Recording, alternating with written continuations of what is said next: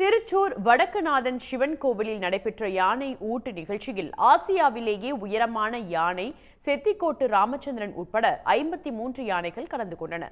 கேரள மாநிலம் திருச்சூர், பாலக்காடு, எர்ணாகுளம் மற்றும் கோட்டயம் உள்ளிட்ட மாவட்டங்களில் கோவில் மற்றும் வளர்ப்பு யானைகள் சுமார் 400 உள்ளன. பெரும்பாலும் இங்கு ஆண் யானைகளை வளர்த்து பராமரித்து வருகிறார்கள். இவை கோவில் திருவிழாக்களில் உற்சவ மூர்த்தியின் திடம்பு ஏந்தி விழாவில் கலந்து கொள்ளும். தற்போது மழைக்காலம் மற்றும் குளிர்காலம் வரவுள்ள நிலையில் யானைகளுக்கு 1 மாதம் ஓய்வு அளிக்கப்பட உள்ளது. மேலும் யானைகளின் உடல் ஆரோக்கியத்திற்கு தேவையான ஊட்டச்சத்தான உணவுகள் மற்றும் சிகிச்சைகள் அளிக்கப்படும். இதற்கான துவக்க நிகழ்வு திருச்சூர் வடக்குநாதன் சிவன் கோவிலில் நடைபெற்றது. பொதுமக்கள் தங்களுக்கு பிடித்த யானைகளுக்கு உணவளித்து மகிழ்ந்தனர். பெங்களூர்லேருந்து வரோம். நாங்கள் ஃபேமிலி வந்திருக்கோம். இங்கே இந்த இதெல்லாத்தையும் பார்க்குறதுக்கு வந்திருக்கோம். ரொம்ப அழகாக ஆர்கனைஸ் பண்ணியிருக்காங்க.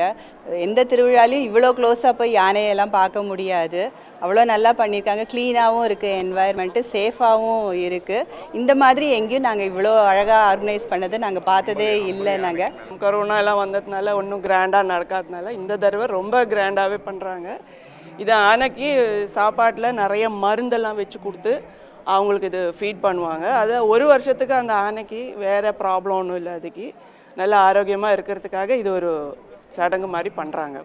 இது ஆடி மாதம் 1ஆம் தேதி எல்லா வருஷமும் பண்ணுவாங்க. இங்கே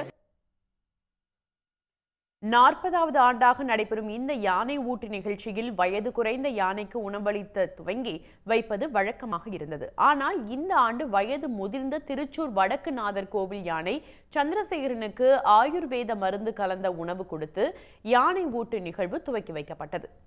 இன்று முதல் 1 மாதம் யானைகளுக்கு ஓய்வு மருத்துவ சிகிச்சையும் அளிக்கப்பட உள்ளது.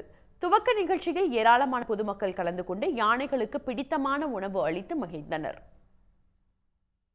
உடனுக்குடன் செய்திகளை தெரிந்து கொள்ள சன் நியூஸ் பெல் ஐகானை கிளிக் பண்ணுங்க.